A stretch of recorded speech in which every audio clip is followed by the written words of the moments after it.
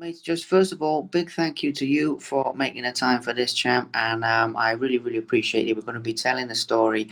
And I'm going to say today as well, just to anyone watching or listening this, Liam Hartree with another episode of Presenting Champions for the Simply Inspired channel. And today I'm joined by Shaun Rafferty, amazing fighter. And we're going to be telling his story basically of his beginnings in the fight game, the different fights he's had up until the present day, his recent war with Danny Christie for Street Beefs UK as well. Absolutely incredible fight, which has not long happened at the time of this interview. And obviously his future plans as well. We're going to touch on the mentality that it takes to get in there and compete in some of the toughest fight sports in the world, and just get an insight into a fighter's life basically, guys. So that's what today is all about. John's doing some incredible things as a fighter, and a lot of people will want to hear his side of the story basically. So, champ, thank you very, very much for making time for this, brother. Really appreciate it. Thank you. Thank you, Mia. Thank you. No worries at all. So, we will go back to like your early life and all of that in a minute. But before we do, mate, people are going to want to hear about everything that's just happened with Danny and all that. So we'll kick things off with a bang. First of all, and just share with us like your memories from how it went down, your favorite parts of the fight. Obviously, you're nursing, hands a bit bust up there after the fight as well. So, Yeah. just what the highlights were for you, that your favorite moments of it, basically. Um, there was loads of pinpoints. There was just the opportunity to fight him. Going down to London in the hotel and street beefs were absolutely unreal. On looking after us, paid for me dinner on the night, breakfast in the morning. So even just that alone was all new for me. Um, and obviously fighting someone like Daddy was a privilege anyway. I've said this time and time again.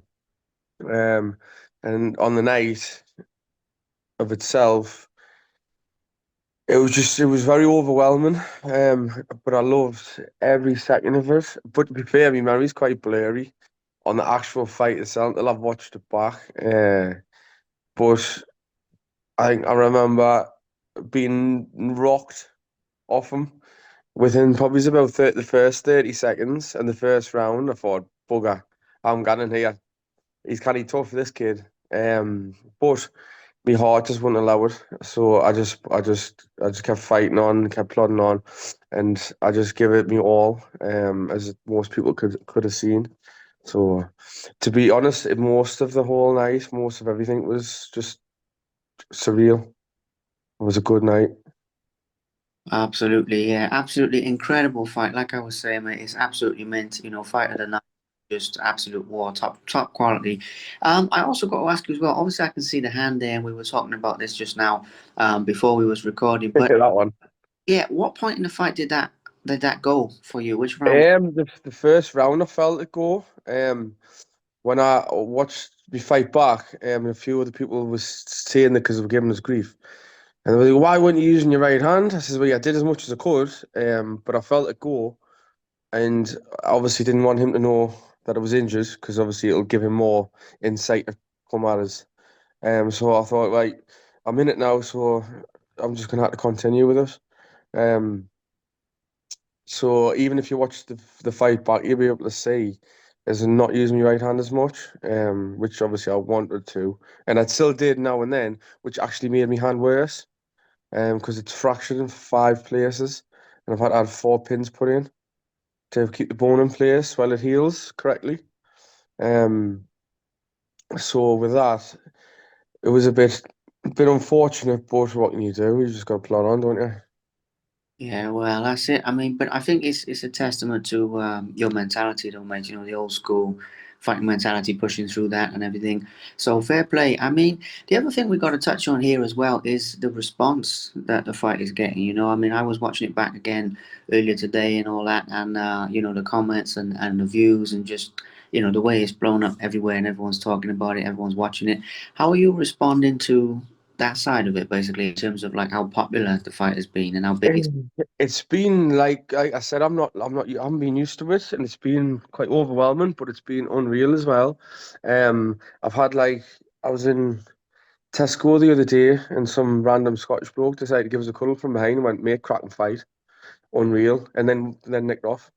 And then I was walking around in Tesco sorry, that was Morrison's. I walked around Tesco as well the other day, and someone stopped us and was talking about it. And I seen a friend yesterday in Tesco. So as soon as I'm in the supermarket, there's always someone. And then I was giving me a little girl. I went to the park with me little girl, and I come back up my street in just a back street, and there was a car coming down. Um, and I went to the side to let my little girl like just stay because obviously the car was coming. And he wound his window down. And he went, mate, Sean, unreal fight that. So everyone's literally just never let, and never shut up. Everywhere I go, everyone I speak to, random people in the street have non-stop talking about it, and it's when like huge, to be fair. And just seeing how much of a heart I had. So I'm very grateful for that as well. It's meant a lot. Absolutely, yeah. I mean, I've seen the love coming at you from all angles, basically, and it's really nice to see that. Okay, so then obviously, as you were saying, I mean, that the hand's got to heal up, and some things got to happen there. But looking past that, like into the future and everything, and like who you want to fight next and where you want to go from here, this has really launched you and given you a massive push. Yeah. So believe that in many ways the best is yet to come. There's going to be some good opportunities ahead as well. So talk to us about basically what you're aiming for next, one way or another, when you're healed up and everything. Yeah, right. I've had a few phone calls. A few like companies, even big KFC's been in touch. Andy Batewell's messaged us. So we've been discussing stuff. Obviously, I need to wait for my hand to heal to declare more better dates because I can't exactly fully know when it's going to be fully healed to then start training to then have a fight camp. So there's been like quite a few offers and a few opportunities. There has been a handful of people wanting me and Danny to rerun the fight. Which because obviously everyone's watched it and everyone wants to see it again because it was that good. There's even people been saying they would travel abroad to see that again and they'd pay a lot of money for it. So with that being said, I'm 37. Uh, I'm not exactly the younger days anymore. So therefore, I'm can't wait to get out there and show whoever I need to fight. I'm not bothered. I'll fight anyone. To be fair, as long as there's a good paycheck behind us. I'm not a greedy man, but I do believe I'm 37 now. I've fought for a lot of years, and I feel I've proved myself, and I've proved that I've got a big heart and I'm a good fighter, and I've got a face made of stone. So you can punch me in the face all day long, and I'll not budge. So I want to prove even more to myself that I can do what I need to do. But obviously, there's a money side behind it as well because I want to support my kids, and I want them to feel the benefits from it as well. So there's a lot to come. There's a lot to gain from all of this because at the end of the day, there's a reason why a lot of people do this fighting game anyway. It's not all about like pride and heart. It is for me. It always has been. But there's an opportunity there to try and make something as well of it. Absolutely, yeah. I love it. I mean, big respect on that, like what you're saying there, providing for your family and all the good things. I mean, that's a massive part of it, and yeah, testing your limits. I mean, that's Yeah. well. As well as that, just so I don't forget to say as well. I mean, with Danny himself personally, have you kept in touch with him after the fight? Like, have you spoke to him since? And what's your relationship like with him, one way or another, since everything's happened? Oh, yeah, I've spoken to him quite a few times. Where you've seen on his YouTube channels and stuff, he's said that like I'm this, that, and the other, and he's give us loads of respect. And I've spoken to him every now and then, and he's give us more respect. And me and him's like gonna when my hands better, gonna organise to get together, do a bit training together, a bit sparring together. Because he's a nice bloke. He's a just genuine nice bloke. He's not a gobshite. He's respectful, like a lot of people know. But like I've said, he's one of them just genuine people that just don't take no shit. Yeah. Because I feel like I'm quite similar. I've got the similar personality towards him. So hopefully when my hand's healed, when it heals, I'll pop over his gym or whatever. And we'll have a bit training session together. Um, so it's been spot on to be fair. Ah, that's awesome. I mean, that's really good. Yeah, I mean, I've sort of got the gist of that, but it's nice for people to hear about the behind the scenes and everything as well. Okay, so that's the future we've talked about, and obviously, we've kicked things off with that with this. But some people will want to be hearing about like your background and stuff as well, because some people will be following you all the way through. But then at the same time, this fight has put a lot of new eyes on you as well. So I think there'll be people out there wondering, basically, this Sean guy, where does he come from, and all of this type of stuff for some people, and other people will be following you all the way through. So let's go back, talk a little bit about like your background and where you started off with fighting and combat sports in general. And yeah, let's go a bit back in time, shall Have you got 4 hours? we? um, I don't know where to start really. When I was about 13, I started doing boxing training. My dad was a professional boxer. So he started taking us to the gym and doing stuff with us. Actually, I think it was a bit younger than that, to be fair. I think it was maybe about 10. So I started doing like a couple of years in the gym and doing bits and bobs and that, because obviously he was a professional. Anyway, he stopped taking us because I started doing well. My dad is a bit of, mind me language, an arse. So he's always had a background that he just got jealous. Anyway, he stopped taking us. So I ended up just scrapping on the streets when I was 13. And I remember the day some lad I used to knock around with decided to tell us that he was getting picked on. Well, I don't like bullies anyway. So I was going out for an all-you-need Chinese for my 13th birthday, and I walked to the shop, and he says, "Oh, this lad's picking on us." So I punched him in the face, and his tooth got stuck in my hand. So I obviously lied to my mum and says that obviously, I didn't tell her. But I had to pull the tooth out me knuckle, and went to this all-you-can-eat Chinese, and under the table, my hand was throbbing, and I mean throbbing, because it was a tooth that got stuck in my hand. I got infected, which is probably apparently worse than a dog's bite. So obviously, I had to come clean eventually. I had to go to the hospital and end up getting an operation on my hand to cut me knuckle open and then get a tetanus. So it started from there. So it started being a little bit of a tinker. Um, and as the years went on, I got a little bit worse. So I kept on like having fights all the time, but I was knocking people out a lot. So every fight I had, I would knock someone out. So I was getting a buzz off it. Till 21 maybe. So a lot of years plus me older 18 to 21 years. I dare say I bet I had 300 fights in my hometown. Just scrapping. If it was one or three or four, I would still fight them.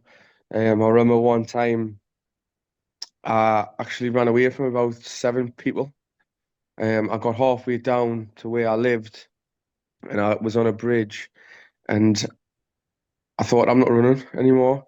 Thought I'd rather die than run.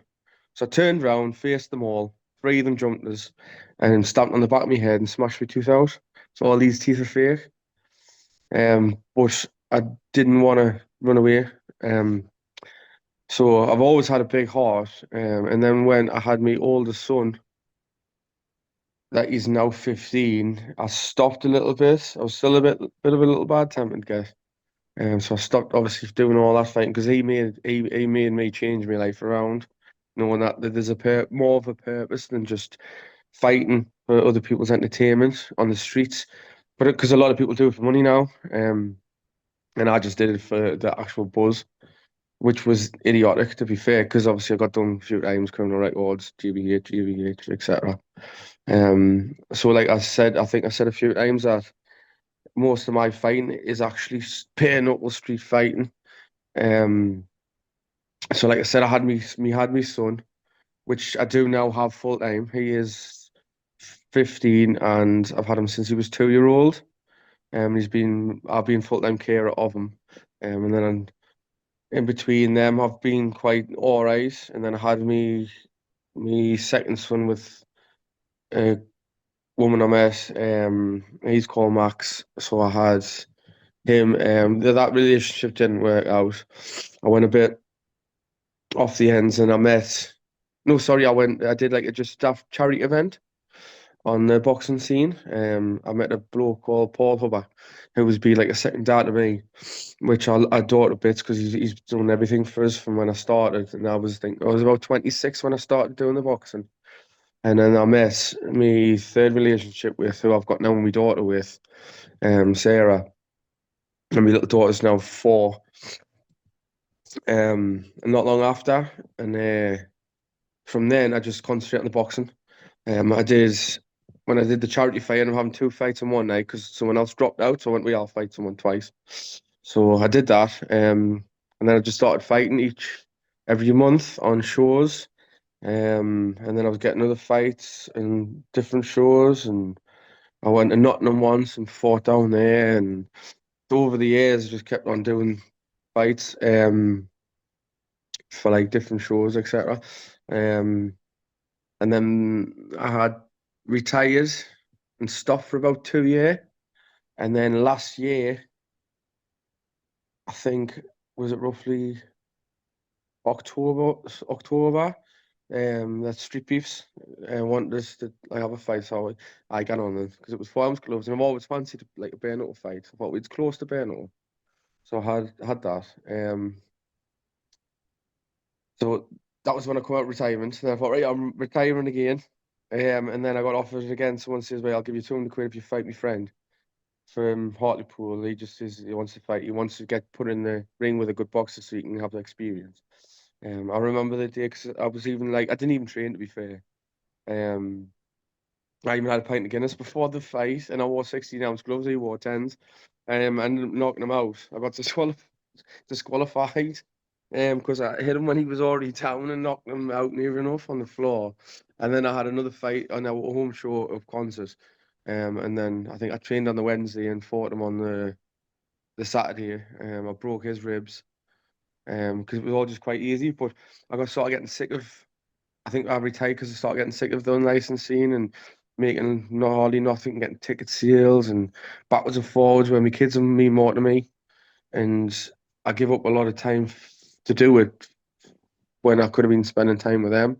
So that's why I retired a few times. And then it was just either after in between New Christmas and New Year, I got the phone call of a lad from Street Boots, Ryan, and he says, I've got a mint opportunity for you. We have to be 79 kilo, and you got no chance. You got no chance of me getting to that weight. He says I'll be fighting Danny Christie. He says, fuck it, I'll chop me arm off. I says, no bother. I says I'll get to that weight. And from then, literally beforehand though, I just split up with me little girl's mom. So my head was really, really bad in the shed, and I was getting because it's the longest relationship I had. It's like 9 years. So my head was a bit messed up. I had to move house. I've had to not see my girl every day. My little 4-year-old, which I adore. So it's been really difficult. And I struggled really, really hard. I think I must have cried nearly every day. I broke down. My heart broke. Everything, and I went numb. And I mean numb, numb to the point where I just didn't care if I lived or died anymore. So I've just plodded on, and like I said, when I got that phone call, I said, "I," because then it gives us some focus. So I had the focus. I got a few people sponsors behind us because obviously it was quite expensive to go on a bit of a diet that I had to go on because I had to lose nearly a stone. Um, so I literally don't think I even saved money on my electric because I couldn't even watch the telly because I was always out training plus teaching, plus working, plus looking after the kids, plus trying to judge everything and backwards and forwards. And you were talking like one day I would get up for work, go to work, get in, try and knock the Bairns tee up, run out the door, teach 2 classes, and train myself. So it was like 3 hours there, come back, prep me meals. And that was nearly every day for the 8 weeks that I was training for Danny's fight. Um, and I got myself in like good shape, etc. So it's just been a bit of a roller coaster, to be fair. Yeah, I mean that is a wild story. That is, champ. I mean, little bits and pieces there, but like hearing the full story from one end to the other, absolutely, absolutely amazing. Couple of things to touch on there. First of all, real quick, I'd like to give a mention to something that's very important to me. Was obviously when you were a youngster and you were in those like 300 fights and you were getting in a lot of trouble. People who are in those situations now, Hmm.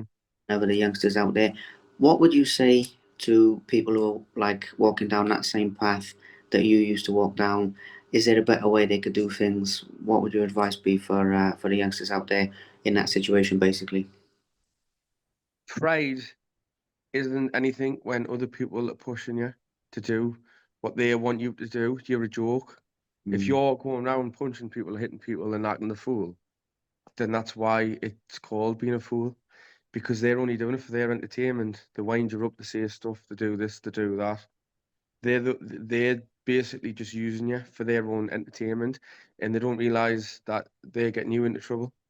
Because obviously I've been there, done that myself.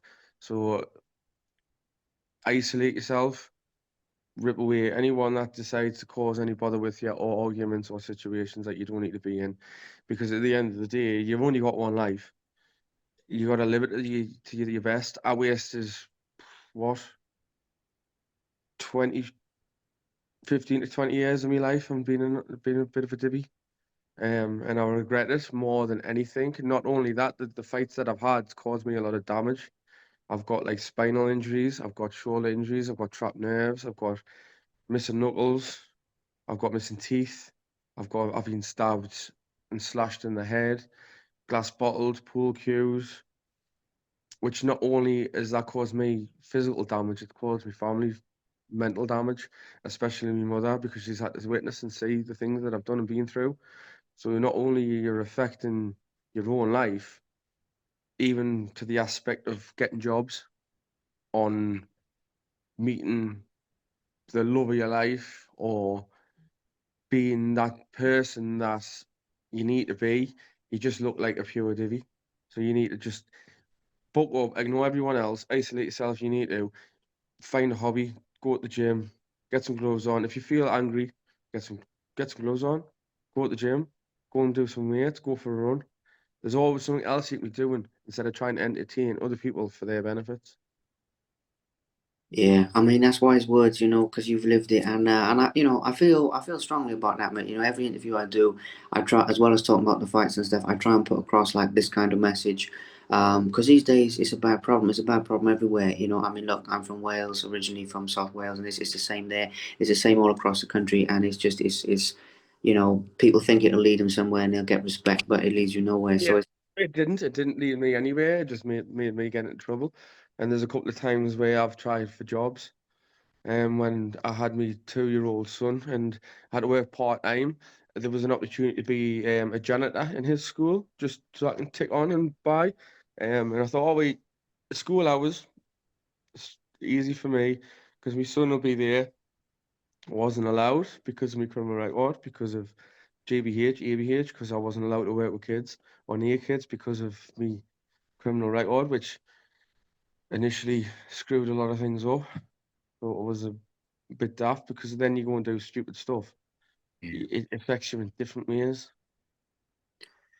And were you, I mean, 'cause if you don't mind me asking, mate, and then we'll just one other thing about this and then we'll move on from it. Were you actually like locked up during that time or did you just get like warnings and cautions and all of that? No, I never ended up in jail. I don't know how, to be honest. I nearly did once. I had to go to At one point, I had to go to Gateshead, and I was in the cells there. And they basically says, right, you're going to jail. If someone doesn't declare you, because I had fell out with my mum at the time, and my dad was going to declare us, and I says, just send to jail. I'd rather go to jail. But apparently, because he offered a home, I had to go there, and I was got on put on tag. And to be honest, I'd rather have went to jail because they just made me life hell anyway. Um, so I initially never, I did like community service bits and bobs, but I escaped jail a fair few times with the skin of my teeth. And I don't know if it's because the seeing that I had a heart and I wasn't a pure arse, or I was just good with my mouth in a proper gobshite, and I taught my way out of it.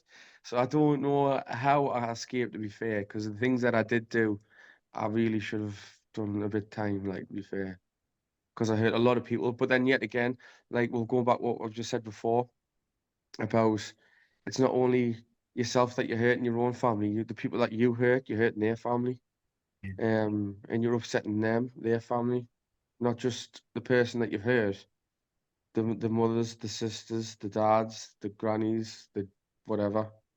It's not you're affecting too many people's lives for your own, for basically for other people to laugh and carry on with you and think, oh, you're mint, you just knocked someone out, you're hellish.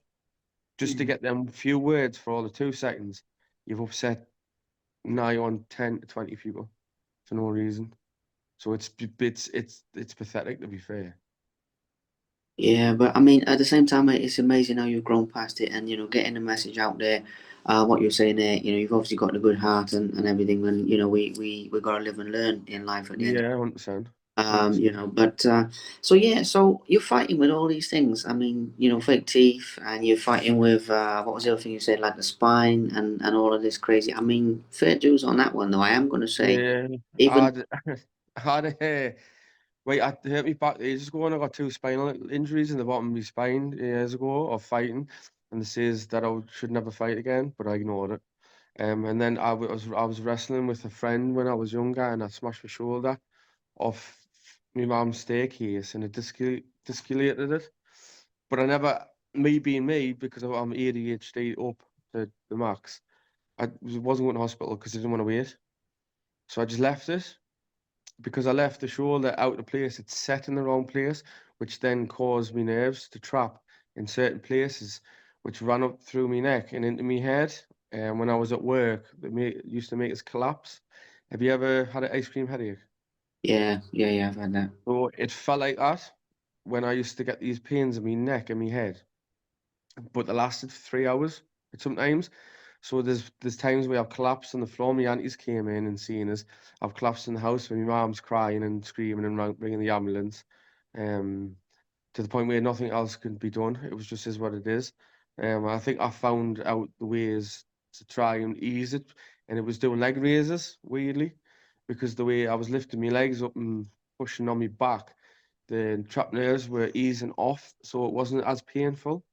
So I ended up having them in six pack out of it, which was a bit mad.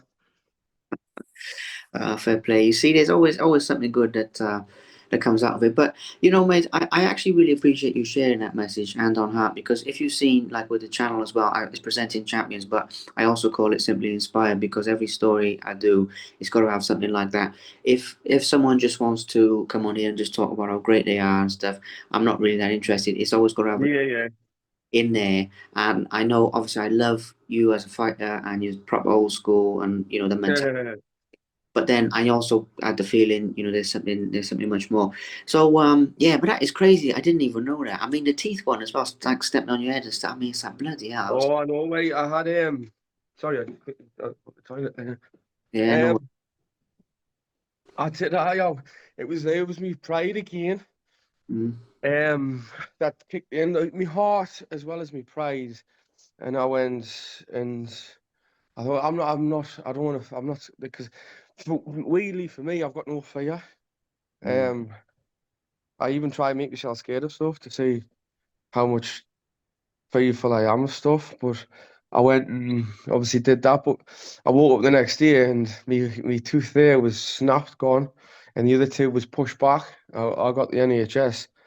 They sorted it out a little bit, but the way they did my teeth, it looked like Bugs Bunny, and it was a bit horrible. So I waited when I was working. I got my tax back once, so I spent like 2.5 grand to get them like properly. But then I was laughing because I was sparring and my veneer came out. So I super glued it in before the fight because I thought, well, I need to like, if I like see people and that, I don't want to look like a donkey. And then obviously I super glued it in with super glue I got from work. And then Danny's knocked it out again. So to be fair, it's still out. I've got to go to a dentist next week. So I'm but just sticking it in just for now. So it's like it stays in. Um, just for now, because obviously I'll take it out so I don't lose it every now and then when I'm eating and stuff. But I've got to go back to the dentist again. So, but I went to the dentist yesterday and they told us off. Not yesterday, Friday, and they told us off because obviously I had super glue all around my teeth. So I've got to had to make another appointment to get the super glue took off. Man, absolute No, warrior. no. You know what it is? I know about ADHD and all that, by the way, because I also have that, so I know what you mean. But I think it's more like you were born in the wrong century. Like if you were in like ancient times, you're on a battlefield, you're like swinging an axe in someone's head or whatever, Yeah, you would have been right at home. Like I mean, there was some mix up, up there of like when you were born. I think, but yeah, I think that myself. yeah, Because I I'm mean, quite isolated and like you get like we have lived a life where obviously I brought up my son full time. So I've never had the lads trips away. I've never had the lads weekends away. I've never done anything. I've been a mother mm, in their sense. So like even when I've talked to people and I talk to men and I talk to lads, they're annoyed the fuck out of us, to be fair. Sorry about my language. That mm, I don't think men understand what women actually do and how they actually cope, and they're quite self-centered and selfish people. So I get the head on some stuff men do, but then also I'm on a man's side, so I get the head on what women do. I thought, do you know what it is? I'm just gonna be by myself and just have a fight every now and then. yeah, I get what you mean, 100%. And but Probably like me ADHD as well. That keeps us out the way because I get frustrated and then anxiety when I'm out in public and whatnot. It's why another reason I don't really drink for. But and then when I am out in public and I am socializing and I have a few drinks, I get too drunk too fast. And I'm ill for about 4 days because I think the more I drink, the quicker I drink, the more relaxed I am. yeah. So I end up too drunk and I end up just rocking my head side to side, feeling buggered. Yeah, I know what you mean, mate. Honestly, I mean, it's definitely one of those things where it has like pros and cons. I mean, I have the same thing where I can do like I can do the work that some people do in a week in like a day sometimes. And because I'm Yeah. self-employed, it helps. But with like all the energy and stuff. But at the same time, Hmm. like the downsides, like the overwhelm, and I get what you're saying. So I don't forget to mention it as well. There's the last couple of things now. Your kids, though. I mean, obviously some of them are younger, a couple of them, and the ones. Yeah.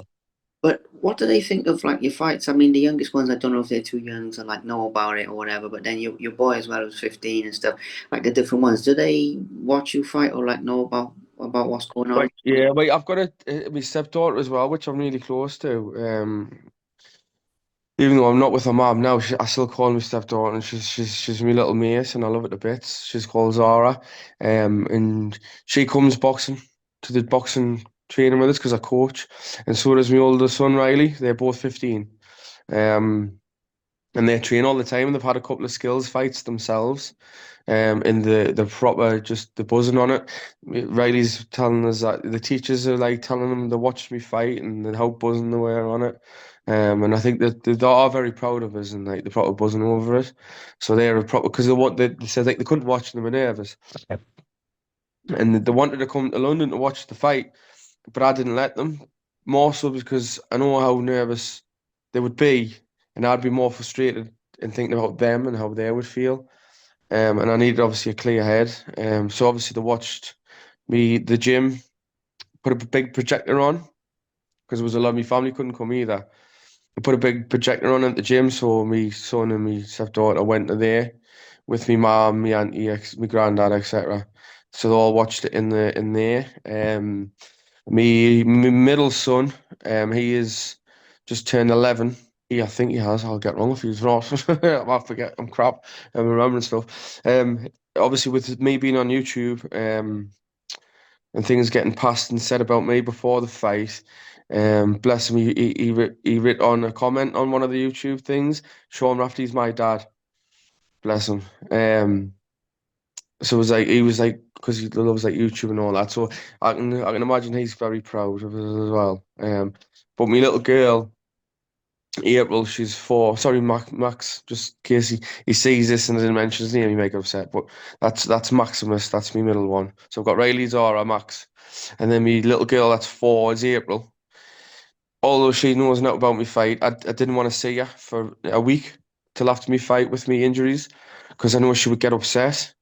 Um, and she's my number one fan without me fighting, because she adores me and I adore her, and me and her just like two peas in a pod, and she's my little pal. So I'm assuming that they're proud of us. But to be fair, all this is for them anyway, because I want to show them that anything is possible if you just put your heart on the line and just do it. Also, hopefully, no one will ever bully them either. After seeing me fight, they've got a bully-free pass, so no one will ever hurt them or harm them. So I did it for them more than anything else, and they were in me head and corner, in me heart. Absolutely, I love it. I absolutely love the way you're there for your family, and I just to get deep on that real quick as well. They talk about like breaking generational cycles and all of this type of stuff. Mhm. I really feel like with your kids, it's that type of thing where obviously then you're giving them a positive example, and then you're breaking, the chain of like some of the things that you were doing before, and like showing them a better But example. that's what I wanted to do, because I understand that your mom and dad do stuff, and then you do stuff, and then they do stuff, and it gets passed down. And people sometimes are quite naive and stupid and don't realize that they're just copying off the parents, or they're copying off whoever. I wanted to break, like you said, break the cycle, and I don't want them to be the person I was. I want them to be better people. And the only thing, and I hope my father watches this, to be fair, the only thing I would thank him for is how much of a prick and horrible he was to me, and how much he put me down to make sure that I would never do that to my kids. And he actually did the opposite. He made me a better person because he put us down so much. So I'll tell you this as well quickly, because it was funny. I hadn't spoken to my dad 6, 7 years, and I bumped him in B&M's 2 years ago. And I said to Sarah, who I was seeing, that my little girl's mom, and I says, "Well, I'll give him his number." And he says he wanted me to have his number so I can contact with him. I thought, we are really not interested. So anyway, can't remember the full situation, but I ended up with his number anyway. So 2 years has passed. All of a sudden, after this fight, he's got in contact. And then I was saying to my mum, I says, he's like either glory seeking or he's trying to do this, trying to do that. But then my brother hit the nail on the head, and he went, he's always been jealous of us. He stopped us from taking us boxing because I was a better boxer. And he's always been, my mum says, he's always been stupidly jealous of me. Like, who does that to your son? It's pathetic. Um, so he's always put us down. So he rang us anyway after the fight, and his first words were, "I don't think you were fit enough, mate." If I've not spoke to you in 2 years, and they're the first words you spoke to us about. Bearing in mind, I think I spoke to him like 2 days before because he was trying to ring us as well, and he was on about the fight again. And then he was like, "Money's not everything, you know." And my mum hit the nail on the head, and she says, "He's only saying that because he doesn't want you to make any, because he's obsessed with money." So he's basically just said a few words because he went to me gym to discuss it. When I'm Shaun Rafferty's dad, um, he texted me brother and said something about me to him, and my brother just told him F off. So he's obviously not got what he needed out of telling the gym and telling my brother. He's had to actually ring us up on the phone to put us down so he feels better. That's how pathetic he is. But like I said, I can thank him for that, because if he wasn't the man he was, to be fair, if he was a better man, I probably would have been a better boxer and I would have done a lot better quicker. But because of the man he was, he's made me a better parent, which me, boxing, work, whatever, is just standard. The kids are the most important people to me. And me and me realise more that they are. So that's the only thanks he'll ever get out of me. But there you go. I mean, that's what I was saying, breaking the cycle. I had a feeling, Mhm. and that shows how much you've broken the cycle. See, it's not just the fighting, but the way you're leading by example to your kids. And I got all the respect in the world for that, mate. And proving him wrong as well, because I mean, you've got to these heights as well. And jealousy. I always say, it means you're winning at the end of the day. I mean, it's hard to live with, Like but those. it means that you're doing better than they can hope to do. So that's the best victory in and of itself. So, absolutely. I mean, there's actually been some really good life lessons in this, mate, including what you were saying earlier about like who you surround yourself with and all of that Yeah. stuff with the right people. There's some really, really good topics. We'll wrap up now in just a minute. But before we do, you mentioned, just so I don't forget this completely, because it's, been a hectic day here. Sponsors and that, and people who've helped you in that way, obviously going forward for future fights. Yeah. Shout out to other people and how they can help you and get involved. And Hmm. want to thank the ones you got or whatever. But just to give a mention to sponsors because they contribute a lot to fighters as well. Yeah. Give us a second. I'll do this. Hold on. I'll take my top off because I'll even wear my t-shirt today to do. But obviously, it's the back of me top. Um. So I've got hold my phone. We've got all these sponsors there. We've got Dixon's. We've got KLM Accountants. We've got Anwick Barbering. My Riff Raff Boxing Company. Obviously got Street Beefs there. Um, NDD, who I work for. Paul Keith is one of my high school friends, at PK Kitchens. We've got Aunt Basie's Recoveries. So there's quite a few there, and obviously we've got Molecular Fitness that who I train out of. So yeah, I've got a few, and then I've actually someone else has went and seen one of my coaches that came down to boxing with us the other day. He was out on yesterday, and he says there's another lad that wants to come and sponsor us, and just give him 100 quid in his hand and says pass that to Sean. He says I'll sponsor him all the way.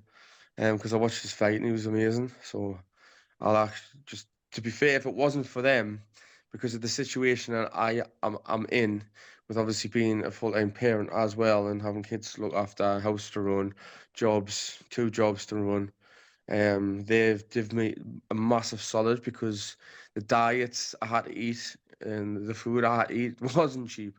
Because you're talking like steaks and fish and whatnot. So they did me an absolute solid, to be fair, because if it wasn't for them, I wouldn't have got as much shape as I needed to be in. Yeah. So hats off to them. Like they've done us a massive, massive solid, to be fair. Fair play, yeah. I mean, I like to give that a mention because there's obviously there's a lot of good people behind the scenes doing good work for fighters. So, yeah, Yeah, yeah, absolutely. And yeah, I mean, I'm just excited to see where the journey takes you. But it's actually been really, really, really inspiring message today, mate. And and the coaching as well. The fact you coach, you mentioned you coach the kids. I love that yeah, because you know how it goes in the gym. I mean, you're not just teaching them about boxing, teaching them about life and you know yeah, choices in life as well. I forgot to say earlier, but that also is absolutely awesome because you can pass on some of your knowledge that way. Yeah, do life lessons as well. yeah, that's what I mean. Yeah, absolutely, life lessons and just yeah, it's not just a boxing. I mean, you know how it goes. Like you said earlier about like bullying and teaching kids to stand up to bullies and all of that type of stuff, and giving them confidence and giving them things that whether they go on to box or not, by the way, they're going to use those skills in life, one way or another, and I think that is also really really cool, mate. I meant to mention that. Yeah, So yeah, awesome. All right. Well, listen, I appreciate your time so much, and yeah, appreciate you just being an open book with us today, mate. To be fair, I mean, obviously, no bother. Thank you so much. I mean, I was looking forward to hearing the story because it's one of those things where obviously, yeah, hearing about the fights is cool, but Yeah, when I was thinking, you know what, there's so much more behind those eyes. I mean, this man has lived a lot of life, and there's going to be a great story there. And then, very, very wise and wisdomed. yeah, well, Well, yeah, like I said, you'll see you soon on there. Like BKFC, I'll be on there eventually. There's other platforms, big platforms that want us on their show. So, um, you'll see us soon on a big platform, fighting whoever. uh, So I'll be there. I'll be out there soon once I'm out injury. yeah, I'm looking forward to it. I thought that with Danny, obviously, with the hybrid and everything. I mean, that's the perfect feed there for Bernard. I mean, you've got the experience from back in the day anyway. So Bernard, I mean, it'll be natural. But yeah, I mean, I'm excited to see how far that goes, mate. I'll be cheering for you all the way, 100%, 110%. So yeah, thank you so much for your time. I'll let you go. Enjoy the rest of your weekend, and have some time with the family and all that. When I release this, obviously I'll send it you as well, so we can share it between us. And yeah, just keep in touch anytime, brother. Anytime. But yeah, thank you, man. Top man. Top man. Appreciate it. Thank you, Ian. Thank you. Thank you. All right. See you later. Bye bye. Bye bye. Thank you very much for watching. Please subscribe to the Simply Inspired YouTube channel, and there'll be more videos coming soon.